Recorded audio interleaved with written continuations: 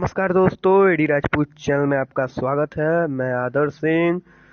तो आज हम लोग बात करेंगे दोस्तों महाराणा प्रताप जी के बारे में। जी हाँ दोस्तों, महाराणा प्रताप सिंह जी जो कि राजपूतों के एक इतिहास माने जाते हैं, जिन्होंने कि अपना सर कभी किसी के आगे नहीं झुकाया।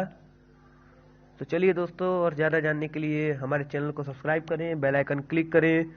तो आइए महाराणा प्रताप जी के बारे में देखते हैं। दोस्तों, महाराणा प्रताप का जन्म 9 मई 1540 को राजस्थान के कुंभलगढ़ में हुआ था, लेकिन उनकी जयंती हिंदी तिथि के अनुसार ज्येष्ठ शुक्ल तृतीया को मनाई जाती है। उनके पिता का नाम महाराज उदय सिंह और माता का नाम रानी जीवत कुमारी था। वे राजा संगा के पुत्र थे। महाराणा प्रताप को बचपन में सभी कीका नाम लेकर पुकारा करते थे। महाराणा प्रताप की जयंती विक्रमी संवत कैलेंडर के अनुसार प्रतिवर्ष ज्येष्ठ मास के शुक्ल पक्ष तृतीया को मनाई जाती है।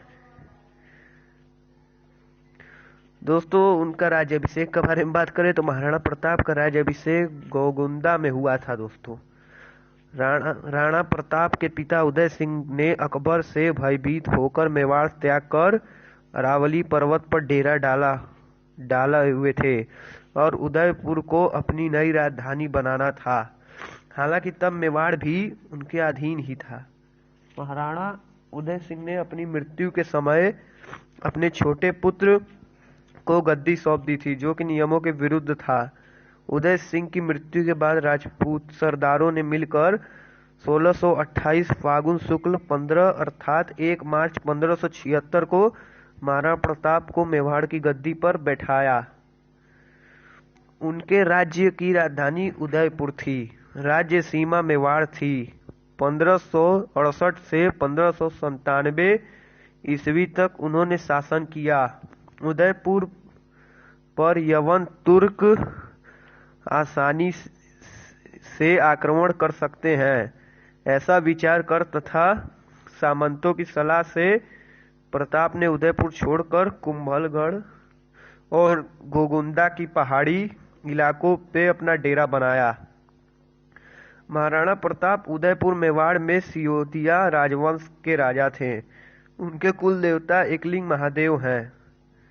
मेवाड़ के राणाओं के आराध्य देव एकलिंग महादेव का मेवाड़ के इतिहास में बहुत महत्व है। एकलिंग महादेव का मंदिर उदयपुर में स्थित है। मेवाड़ के संस्थापक बप्पा रावल ने 8वीं शताब्दी में इस मंदिर का निर्माण करवाया था और एकलिंग की मूर्ति की प्रतिष्ठापना की थी।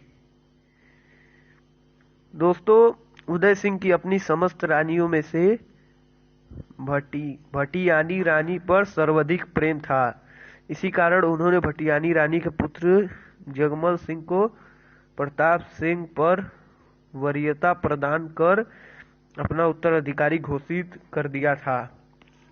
प्रताप सिंह ज्येष्ठ पुत्र होने के कारण स्वाभाविक उत्तराधिकारी थे। उन्होंने अपनी मृत्यु के समय जगमल को राजगद्दी सौंप दी। उदय सिंह की यह नीति गलत थी, क्योंकि राजगद्दी के हकदार महाराणा प्रताप जी थे। प्रजा तो महाराणा प्रताप से लगाव रखती थी। जगमल को गद्दी मिलने पर जनता में विरोध और निराशा उत्पन्न हुई। जगमल ने राज्य का शासन हाथ में लेते ही घमंडवश जनता पर अत्याचार करना शुरू कर दिया। जगमल बेहद डरपोक और भोगी विलासी था। यह देखकर प्रताप जगमल के पास गए और समझाते हुए कहा कि क्या अत्याचार करके अपनी प्रजा को असंतुष्ट मत करो। सबसे बड़ा नाजुक है। अगर तुम नहीं सुधरे तो तुम्हारा और तुम्हारे राज्य का भविष्य खतरे में पड़ सकता है। तो दोस्तों, महाराणा प्रताप ने यही जगमल को समझाया, लेकिन जगमल ने इसे अपनी शान के खिलाफ समझा। गुस्से में उसने कहा, तुम मेरे बड़े भाई हो सही, परंतु स्मरण रहे कि तुम्हें मुझे उपदेश देने का कोई अधिकार नहीं है। यहाँ का राजा होने के नाते मैं ये आदेश देता हूँ कि तुम आज ही मेरे राज्य की सीमा से बाहर चले जाने का प्रबंध करो। प्रताप वहां से चुपचाप चले गए। प्रताप अपने आश्वागार में गए और घोड़े की जीन कसने की आज्ञा दी। महाराणा प्रताप के पास उनका सबसे प्रिय घोड़ा चेतक था। महाराणा उदय सिंह के निधन के पश्चात मेवाड़ के समस्त सरदारों ने एकत्र होकर महाराणा प्रताप सिंह को राजगद्दी पर आसीन करवाया था। महाराणा प्रताप का राज्याभिषेक कुंभलगढ़ के राज्य सिंहासन पर किया गया। उधर जगमल सिंह नाराज होकर बादशाह अकबर के पास चले गए और बादशाह ने उनको जहाजपुर का इलाका जागीर में प्रदान कर अपने पक्ष में कर लिया। इसके पश्चात बादशाह ने जगमल सिंह को सिरोही राज्य का आधा राज्य प्रदान कर दिया। इस कारण जगमल सिंह ने सिरोही के राजा सुल्तान देवड़ा से दुश्मनी उत्पन्न हो गई और अंत में सन 1583 में हुए युद्ध में जगमल सिंह काम आ गए थे। जिस समय महाराणा प्रताप सिंह ने मेवाड़ की गद्दी संभाली, उस समय राजपूताना साम्राज्य बेहद नाजुक दौर से गुजर रहा था। बादशाह अकबर की क्रूरता के आगे राजपूताने की कई नरेशों ने अपने सर झुका लिए थे। कई वीर प्रतापी राजवंशों ने उत्तराधिकारियों ने अपनी कुल मर्यादा का सम्मान भुलाकर मुगलियों वंश से वैवाहिक संबंध स्थापित कर लिए थे। कुछ स्वाभिमानी राजघराने के साथ ही महाराणा प्रताप भी अपने पूर्वजों की मर्यादा की रक्षा हेतु अटल थे और इसलिए तुर्क बादशाह अकबर की आंखों में वे सदैव खटका करते थे। महाराणा प्रताप जिस घोड़े पर बैठते थे वह घोड़ा दुनिया के सर्वश्रेष्ठ घोड़े में से एक था। महाराणा प्रताप तब 72 किलो की कवच पहनकर 81 किलो का भाला अपने हाथ में रखते थे। भाला और कवच सहित ढाल, तलवार और वजन मिलाकर कुल 208 किलो का उठाकर वे युद्ध लड़ते थे। सोचिए दोस्तों, 208 किलो का सामान लेकर वो अपने शरीर पे युद्ध लड़ते थे। इस वजन के साथ रणभूमि में दुश्मनों से पूरा दिन लड़ना मामूली बात नहीं थी। अब सवाल यह उठ सकता है कि जब वे इतने शक्तिशाली थे तो अकबर की सेना से वे 2 बार पराजित क्यों हो गए। इस देश में जितने भी देशभक्त राजा हुए हैं उसके खिलाफ उनका ही कोई अपना जरूर रहा है। जयचंदों के कारण देशभक्तों को नुकसान उठाना पड़ा है। मेवाड़ को जीतने के लिए अकबर ने कई प्रयास किए। अकबर चाहता था कि महाराणा प्रताप अन्य राजाओं की तरह उसके कदमों में झुक जाए। महाराणा प्रताप ने कभी अकबर की अधीनता को स्वीकार नहीं किया था। अजमेर को अपना केंद्र बनाकर अकबर ने प्रताप के विरुद्ध सैनिक अभियान शुरू कर दिया। महाराणा प्रताप ने कई वर्षों तक मुगलों के सम्राट अकबर की सेना के साथ संघर्ष किया। मेवाड़ की धरती को मुगलों के आतंक से बचाने के लिए महाराणा प्रताप ने वीरता और शौर्य का परिचय दिया। प्रताप की वीरता ऐसी थी कि उनके दुश्मन भी उनके युद्ध कौशल के कायल थे। उदारता ऐसी कि दूसरों की पकड़ी गई मुगल बेगमों को सम्मानपूर्वक उनके पास वापस भेज दिया गया। इस योद्धा ने साधन सीमित होने पर भी दुश्मनों के सामने सिर नहीं झुकाया और जंगल के कंदमूल खाकर लड़ते रहे। माना जाता है कि इस योद्धा की मृत्यु पर अकबर की आंखों में भी नम हो गई थी। मतलब अकबर की आंखों में भी हल्का सा आंसू टाइप का प्रभाव दिखने लगा था। अकबर ने भी कहा था कि देशभक्त हो तो ऐसा हो। सोचिए दोस्तों, महाराणा प्रताप ऐसे देशभक्त थे।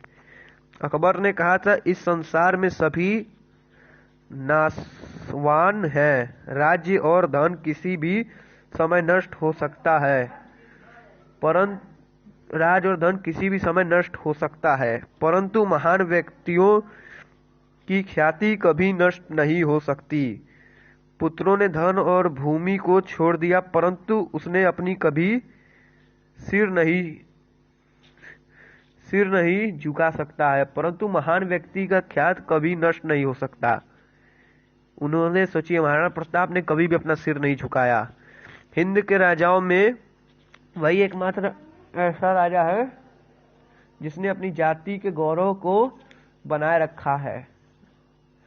मेवाड़ पर आक्रमण के समय दोस्तों अपनी विशाल सेना मुगलियों ने लेकर आया। बेमिसाल बारूद खाने, युद्ध की नवीन पद्धतियों के जानकारों से युक्त सलाहकारों, गुप्तचारों की लंबी फहरिस्त, कूटनीति के उपरांत भी जब तुर्क बादशाह अकबर समस्त प्रयासों के बाद भी महाराणा प्रताप को झुकाने में असफल रहा, तो उसने आमेर के महाराजा भगवान दास के भतीजे कुंवर मान सिंह को विशाल सेना के साथ डूंगरपुर और उदयपुर के शासकों को अधीनता स्वीकार करने हेतु विवश करने के लक्ष्य के साथ भेजा। मान सिंह की सेना के समस्त डूंगरपुर दोस्तों विवश करने हेतु उसके लक्ष्य से इन्होंने भेजा डूंगरपुर और उदयपुर के शासकों को अधीन करने के लिए। मान सिंह की सेना के समक्ष डूंगरपुर राज्य अधिक प्रतिरोध नहीं कर सका। इसके बाद कुंवर मान सिंह महाराणा प्रताप को समझाने हेतु उदयपुर पहुंचे। मान सिंह ने उन्हें अकबर की अधीनता स्वीकार करने की सलाह दी, लेकिन प्रताप ने दृढ़ता पूर्वक अपनी स्वाधीनता बनाए रखने की घोषणा की और युद्ध में सामना करने की घोषणा भी कर दी। मान सिंह के उदयपुर में खाली हाथ आ जाने को बादशाह ने करारी हार के रूप में लिया तथा अपनी विशाल मुगलिय सेना को मानसिंह पर आसफ खां के नेतृत्व में मेवाड़ पर आक्रमण करने के लिए भेज दिया। आखिरकार 30 मई सन 1576 बुधवार के दिन प्रातः काल में हल्दी घाटी के मैदान में विशाल मुगली सेना और रणबांकुरी मेवाड़ी सेना के मध्य भयंकर युद्ध छिड़ गया। मुगलों की विशाल सेना टिड्डी दल की तरह मेवाड़ भूमि की ओर उमड़ पड़ी। उसमें मुगल, राजपूत और पठान योद्धाओं के साथ जबरदस्त तोप खाना भी था। अकबर के प्रसिद्ध सेनापति महावत खाम, असफ खाम, महाराजा मान सिंह साथ शहजाद सलीम भी उस मुगल वाहिनी के संचालन कर रहे थे, जिनकी संख्या इतिहासकार 80,000 1 लाख तक बताते हैं। जिनकी संख्या इतिहासकार 80 लाख 1,000 तक बताते हैं। इस युद्ध में प्रताप ने अभूतपूर्व वीरता और साहस से मुगल सेना के दांत खट्टे कर दिए और अकबर के सैकड़ों सैनिकों को मौत के घाट उतार दिया। विकट परिस्थिति में झाला सरदारों के एक वीर पुरुष ने उनका मुकुट और छत्र अपने सिर पर धारण कर लिया। मुगलों ने उसे ही प्रताप समझ लिया और वे पीछे दौड़ पड़े। इस प्रकार उन्होंने राणा को युद्ध क्षेत्र से निकल जाने का अवसर प्रदान कर दिया। इस असफलता के कारण अकबर को बहुत ही ज्यादा गुस्सा आया। जैसे जब तुर्क बादशाह अकबर स्वयं विक्रम संवत 1633 में शिकार के बहाने इस क्षेत्र में अपने सैन्य बल सहित पहुंचे और अचानक ही महाराणा प्रताप सिंह पर धावा बोल दिया। प्रताप ने तत्कालीन स्थिति और सीमित संसाधनों को समझकर स्वयं को पहाड़ी क्षेत्रों में स्थापित किया और लघु तथा छापामार युद्ध प्रणाली के माध्यम से शत्रु सेना को हतोत्साहित कर दिया। बादशाह ने स्थिति को भांपकर वहां से निकलने में ही समझदारी समझी।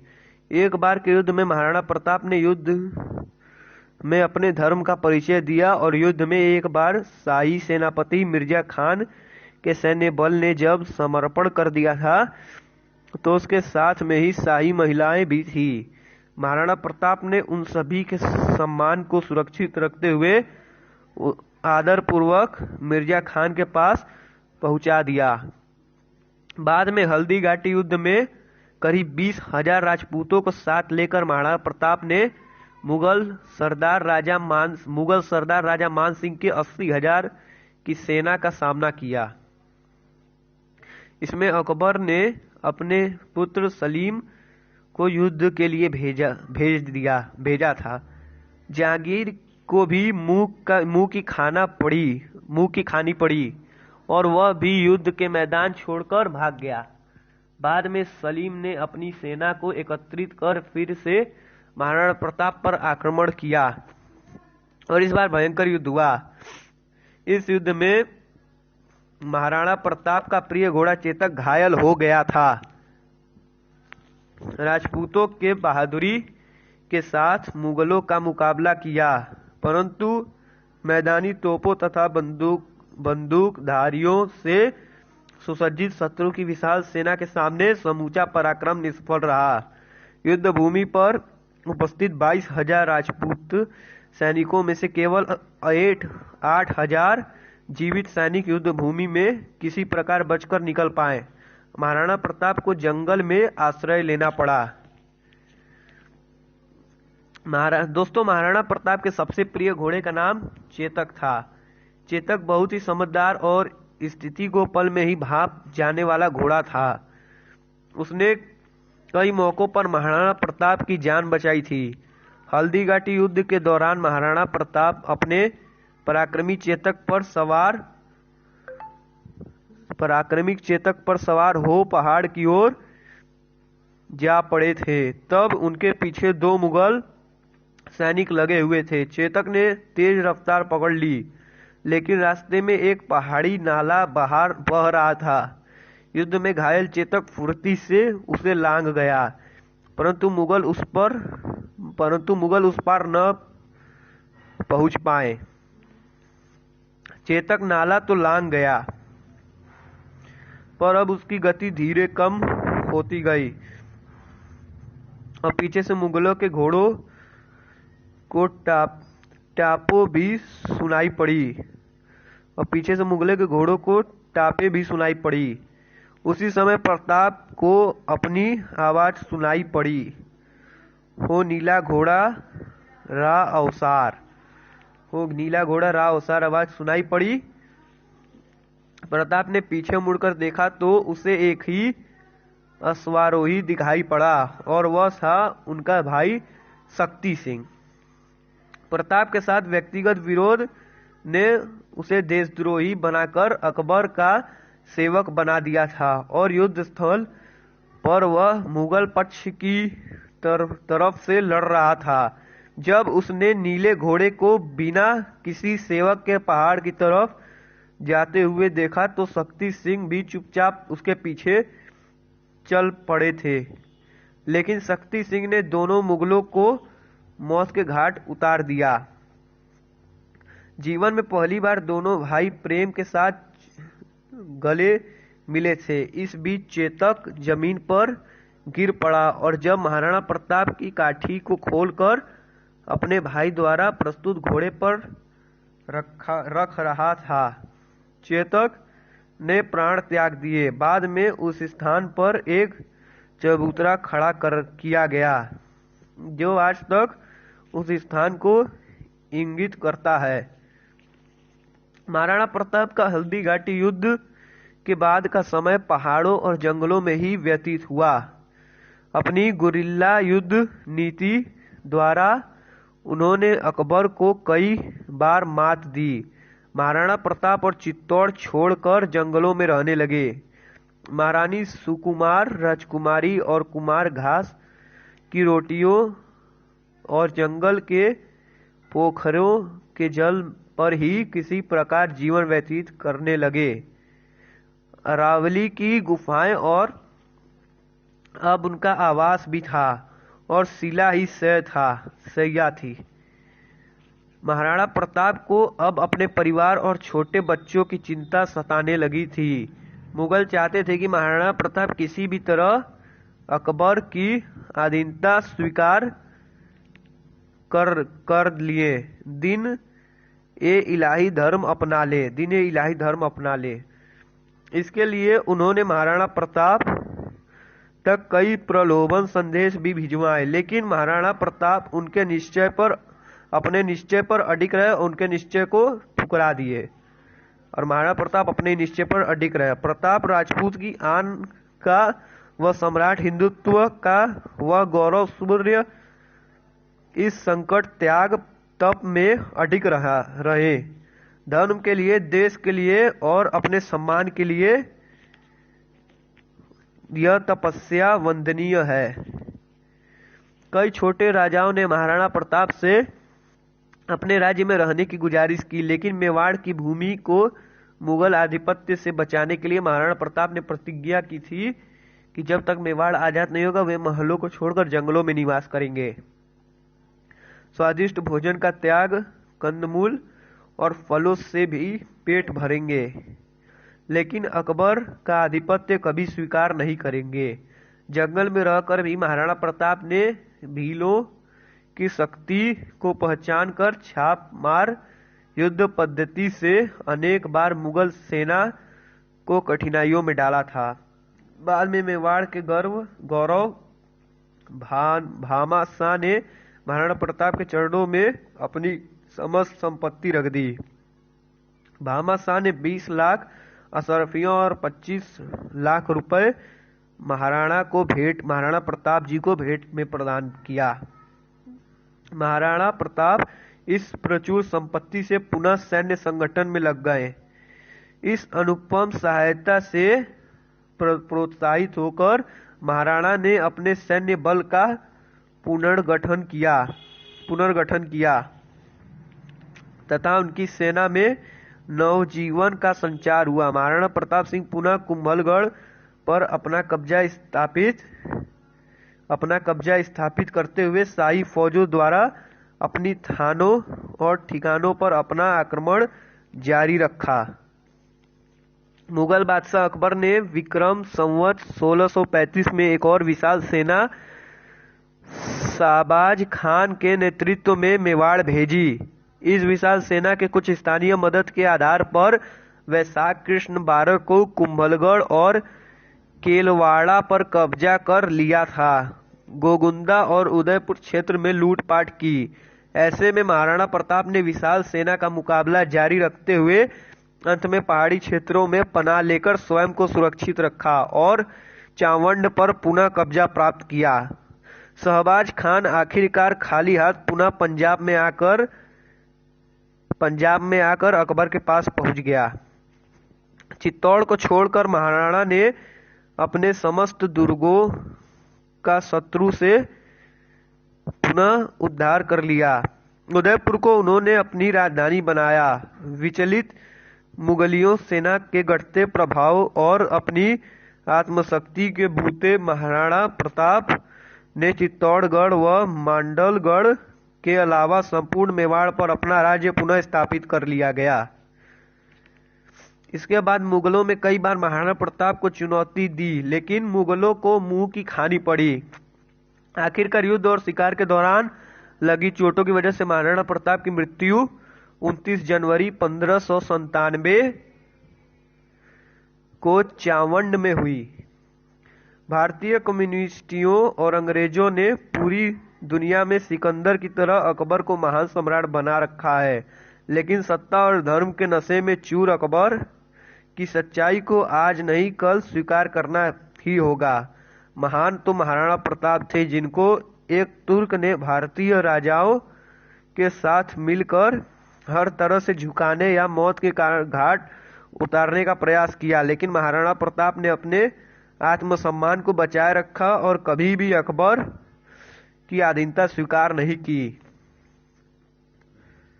महाराणा प्रताप ने भगवान एकलिंग जी की कसम खाकर प्रतिज्ञा ली थी कि जिंदगी भर उनके मुख से अकबर के लिए सिर्फ तुर्क ही निकलेगा और वे कभी अकबर को अपना बादशाह नहीं मानेंगे। मेवाड़ के वीर यशस्वी महाराणा प्रताप ने कभी मुगलों के इस भिग्न चेहरे को अधीनता स्वीकार नहीं की। अकबर ने उन्हें समझाने के लिए 4 बार शांति दूत को अपना संदेश सा लेकर भेजा था, लेकिन महाराणा प्रताप ने अकबर की हर प्रस्ताव को नामंजूर कर दिया। तो दोस्तों, ऐसे ही कई जानकारी वाली वीडियो देखने के लिए हमारे चैनल को सब्सक्राइब करें और बेल आइकन क्लिक करें। अगर ये वीडियो अच्छा लगा तो हमें सपोर्ट करने के लिए दोस्तों लाइक करें। दोस्तों, हम ऐसे ही कई नई वीडियो जानकारी वाले और इतिहास वाले बनाते रहते हैं, तो जिनको भी इतिहास में रुचि है हमारे चैनल को सब्सक्राइब करें और बेल आइकन जरूर प्रेस करें।